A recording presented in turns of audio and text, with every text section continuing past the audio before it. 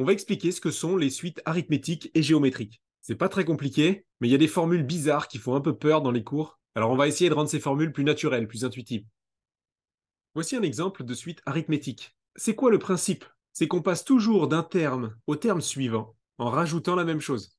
Dans mon exemple, on rajoute -3. Cette quantité qu'on rajoute, elle peut être positive ou négative, donc ça peut être une addition ou une soustraction en fait. Et la quantité qu'on rajoute systématiquement, on appelle ça la raison. Souvent, c'est noté petit r, et dans notre exemple, la raison vaut -3. Prenons maintenant un exemple de suite géométrique. On fait toujours une opération de manière répétée, mais cette fois, l'opération est une multiplication. Le coefficient multiplicatif, qu'on retrouve systématiquement, s'appelle aussi la raison, et on note ça souvent Q. Donc, pour résumer, si vous faites toujours la même addition ou soustraction, votre suite est arithmétique. Et si vous faites toujours la même multiplication ou division, votre suite est géométrique. Et oui, les divisions, c'est pareil que les multiplications. Une division par 3, c'est pareil qu'une multiplication par un tiers, qui est l'inverse de 3. Pour ces deux suites, vous devez être capable de donner une définition, soit par récurrence, soit explicite. Ça veut dire que vous devez être capable de les exprimer de manière générale. On va commencer par les exprimer par récurrence, c'est plus facile. À gauche, vous avez un point de départ qui est le terme 13, et vous avez une relation de récurrence qui est très facile à obtenir. Il suffit de prendre un terme à un certain rang n et d'enlever 3 pour calculer le terme au rang suivant, un plus 1. Et voilà, vous avez une expression générale de votre suite par récurrence. Pour toutes les suites arithmétiques, votre relation de récurrence s'écrira toujours un plus 1 égale un plus la raison. Pour une suite géométrique maintenant, il faut indiquer le premier terme, et la relation de récurrence, c'est très facile. À chaque fois qu'on a un certain terme un, on doit le multiplier par 3 pour obtenir le terme suivant, un plus 1. Pour les suites géométriques, vous aurez des relations de récurrence qui s'écriront toujours comme ça, un plus 1 égale un fois la raison.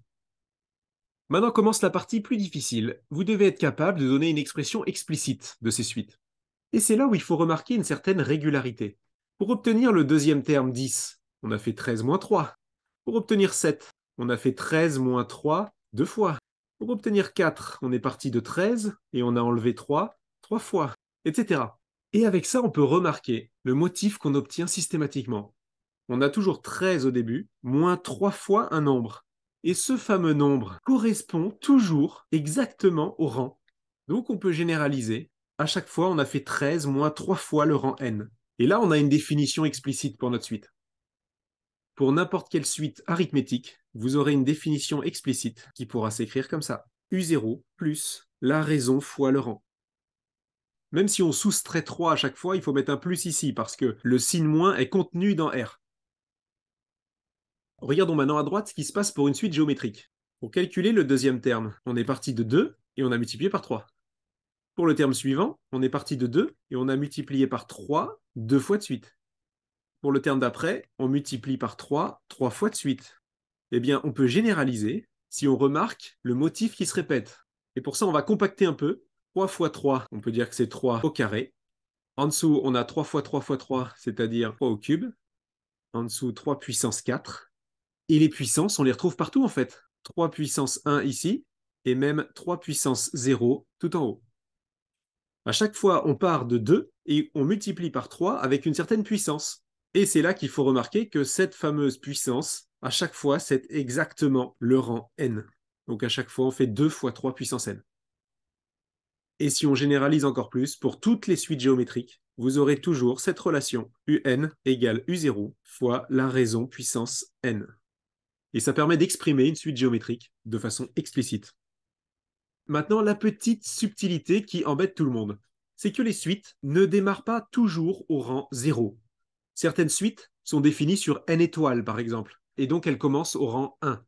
Regardez à gauche, quelle est la conséquence? Si mon premier terme, c'est u1 et plus u0, on va se retrouver avec un décalage systématique entre ce nombre ici et ce nombre ici. Ils ne sont plus égaux. Pour un certain rang n, par exemple 5, on retrouve ici n-1, donc 4. Il faut donc modifier un peu notre formule si on veut prendre en compte ce décalage. Si on part de u1, on rajoute la raison n-1 fois. De la même manière, si un jour votre premier terme c'est le terme de rang 2, il faudra rajouter n-2 fois la raison. Là aussi, il y a un décalage. Et ça nous amène à la formule la plus horrible que vous pouvez croiser dans vos cours. Si notre rang de départ est le rang k, alors on doit mettre n-k dans les parenthèses. Et vous avez ici, tout en bas, une formule qui permet de relier deux termes, quels qu'ils soient, dans votre suite. Mais c'est plus clair avec un exemple. Si on prend k égale 34 et n égale 40, on obtient ça, avec 40 moins 34 qui fait 6. C'est une équation qui relie directement deux termes de notre suite, le terme de rang 34 et le terme de rang 40. Si vous partez du terme de rang 34 et que vous rajoutez 6 fois la raison, vous obtenez le terme de rang 40. C'est un peu le principe d'une suite arithmétique. À chaque fois qu'on avance d'un rang, on rajoute une fois la raison. Donc si on avance de 6 rangs, on rajoute 6 fois la raison. Par exemple, pour passer du rang 34 au rang 40. Donc vu comme ça, c'est plutôt intuitif en fait, même si la formule générale avec n et k fait très peur. Allons dans la partie droite maintenant. Il va se passer à peu près la même chose pour les suites géométriques. Si votre premier terme n'est pas le terme de rang 0, mais le terme de rang 1, ça va tout décaler. Vous vous retrouvez avec votre rang à gauche qui ne correspond plus à la puissance à droite, mais vous aurez plutôt une puissance n-1. Et donc on peut écrire un égale u1 fois q puissance n-1 dans ce cas-là.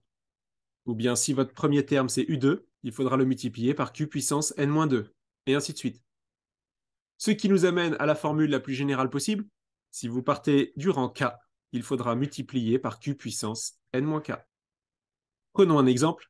Avec k égale 5 et n égale 2000, vous pouvez relier le terme de rang 2000 et le terme de rang 5 dans une équation avec q puissance 2000 moins 5, donc 1995. Et si on se souvient de ce que c'est qu'une suite géométrique, c'est très intuitif. Si vous partez du rang 5 et que vous voulez atteindre le rang 2000, il faudra donc avancer de 1995 rangs. Et à chaque fois qu'on avance d'un rang, on multiplie par q. Donc si on avance de 1995 rangs, on aura finalement multiplié par q 1995 fois. Voilà le résumé de toutes les formules que vous croisez dans votre cours. Ne confondez pas les relations de récurrence avec les formules explicites et ne soyez pas étonnés de croiser plusieurs formules explicites possibles à cause des histoires de décalage qu'on a vues tout à l'heure. Dans les exercices, on vous demandera parfois de démontrer qu'une suite est arithmétique ou géométrique. La méthode générale pour démontrer qu'une suite est arithmétique, c'est de calculer la différence entre deux termes consécutifs. Donc on calcule un plus 1 moins un. Vous déroulez vos calculs, et si à la fin vous arrivez à une constante, c'est que la suite est arithmétique. Et cette constante n'aura pas n'importe quelle valeur, ce sera la raison. Ces deux équations sont parfaitement équivalentes. Si on vous demande de démontrer qu'une suite est géométrique, il faudra plutôt calculer le rapport entre deux termes consécutifs, un plus 1 sur un. On déroule les calculs, et si on tombe sur une constante, c'est que la suite est géométrique. Cette constante, de nouveau, ce sera la raison en fait, parce que ces deux équations que j'encadre sont parfaitement équivalentes.